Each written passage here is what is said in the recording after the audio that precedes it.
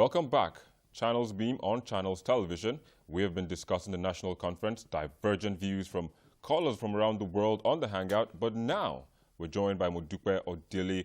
Odele is a legal practitioner. Odele, thanks for coming on the program. Thank you very much for having me. The national conference, 2 weeks. So much has been happening. What's your take on this? Well, it's too early to, kind of like give a full-fledged opinion on the outcome of the conference because I believe that it's still fresh. In 2 weeks, different issues have come up, and then basically we're talking about preliminary issues, and then, so far so good. I don't have a problem with the national conference, but if we're looking at, I'm a lawyer, so if I'm going to look at the legal angle of it, I'm looking at the prospects of, actually trying to implement whatever has been reached at the national conference. And then, the president actually mentioned that the deliberations and whatever is going to be agreed at the national conference is going to be subjected, or has the possibility of being subjected to a referendum. Now, that's where, I'm a bit concerned, because the referendum as it is right now in Nigeria is not recognized in our constitution. It's not as if the constitution is totally silent about it, but the constitution does not make room for a referendum as it is right now. So I don't know what the plan is. There have been rumors, or I'm not sure how true it is, that on the table of the National Assembly right now, there's discussions of, the possibility of adding the provision of a referendum in our new constitution. There's been some talks of, there's a constitutional review going on, and then different groups, different interest groups have actually, raised their opinions on, the possibility of including the referendum, in our constitution. So yes, I don't know if that's going to happen. If that happens, fine. But if it doesn't, it would seem as if, you have 492 people come, take 4 million naira per month, and at the end of the day, whatever deliberations have been reached, have no force of law. But the ratification now, if you look at the ratification, apart from the referendum, is it proper for the National Assembly to ratify the recommendations that will be reached? Or well, it's a bit dicey, because for me, it looks like you're trying to usurp the power of the legislature, because the legislature, as it is, has the right to make laws. Now, of course, the sovereignty lies with the people. And at the point where the people actually, the people elect representatives, they do not surrender their sovereignty. I concede to that. But what they do, because the democracy that we're running, what they do is that they give these people, they give them authority to actually make laws on their behalf, and that's what our legislature is there for. Now, we have separation of powers. The executive has its function. This particular national conference has, if you look at it, it was basically constituted by the executive. The president, was at the forefront, or is at the forefront of the national conference. He's probably the face, the flag bearer of the national conference. And then, if the deliberations reached at the national conference have to now be ratified by the legislature, I see a bit of confusion there. I see the executive trying to overreach the legislature. That's what I see. So, for me, that's why I said it would be a totally different scenario if Nigeria, as a country, has accepted the fact that referendums are the way to go. Only that, would give some form of legitimacy, to whatever deliberations. Okay, 2 weeks on now, and then dissenting views, different views flying from one angle or the other, voting pattern, threats to secede. What do you make of that? It's too early, or do you think, did you expect that to happen? Well, I expected more, to be honest. I expected a lot of drama. And then, when the issue of the voting pattern came up, it was a bit funny, because why funny or ironic is the fact that one of the aims of the national conference as it is to promote national unity. How, in fact, one of the no-go areas, we can't talk about the disintegration of Nigeria, agreed. So one of the flagship agenda of the national conference is, to bring people together, unify them in views and all of that. And then you have a lot of sectionalism going on, As regards the voting pattern, the people from the north are saying that, what, we want 75%, 75% of delegates have to agree on a particular issue. That's if no consensus is reached before that will be seen as, the opinion of the of the House. And then you have the people from the South saying that, what are you talking about 75%? The world over, two-third majority is what everybody recognizes. So why are you talking about 75%? But the Northerners have said that they feel that they are being marginalized in the sense that there are so many, in terms of numbers, the Southerners actually outnumber them. So they feel that if we have 75% voting pattern, there's more inclusiveness. They feel that at least, it's closer to 100%, so at least they won't be marginalized.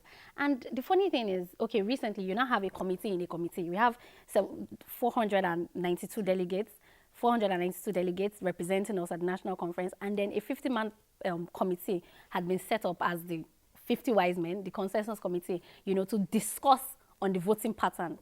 Very interesting, because how many subcommittees are we going to have? Well, fine. Not a bad idea, But, so this 50-man committee have sat, and then they've agreed, or rumors have it that they've agreed on a 7% voting pattern.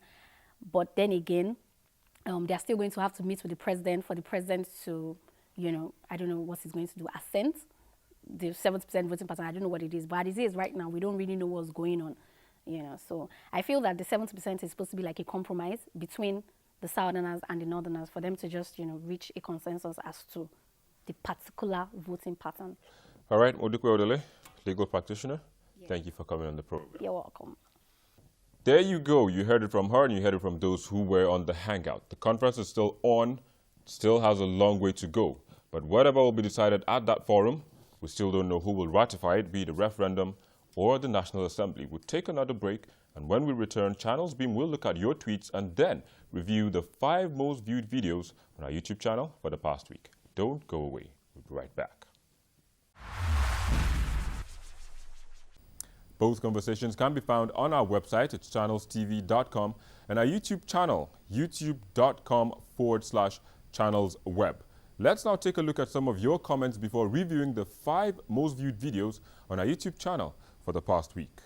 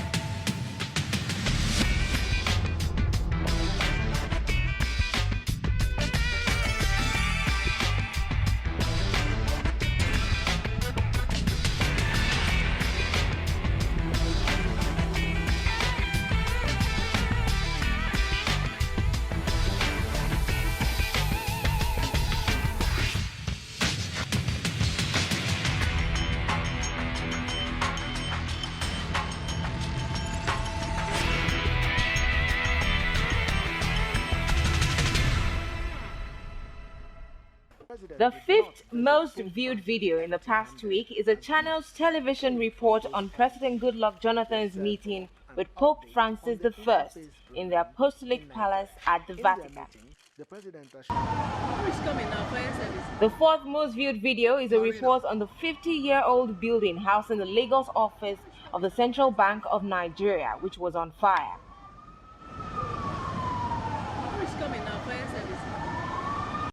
Don't worry.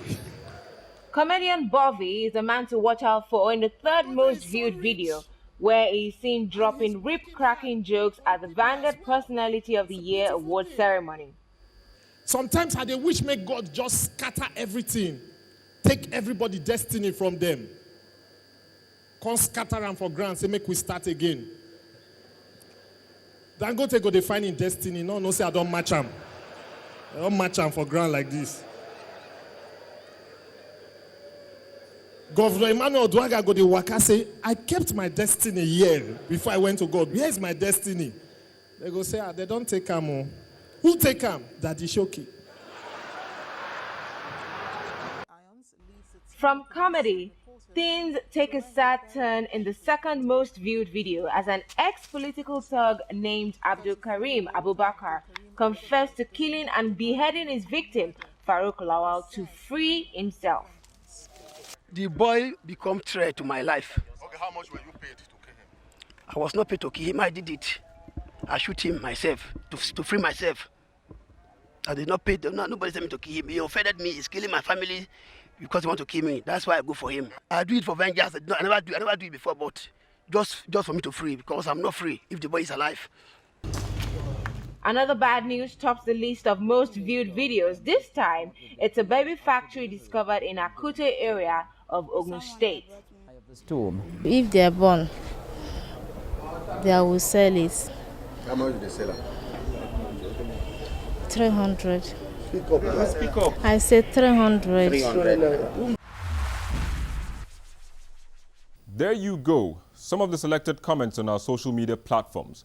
The national conference organized by the president is expected to center on how to resolve the country's constitutional challenges. It is also meant to address all matters except issues bordering on the indivisibility of Nigeria as a nation. But unless nerves are calm and personal interests downplayed, the conference will end up like another jamboree. We end the program here today.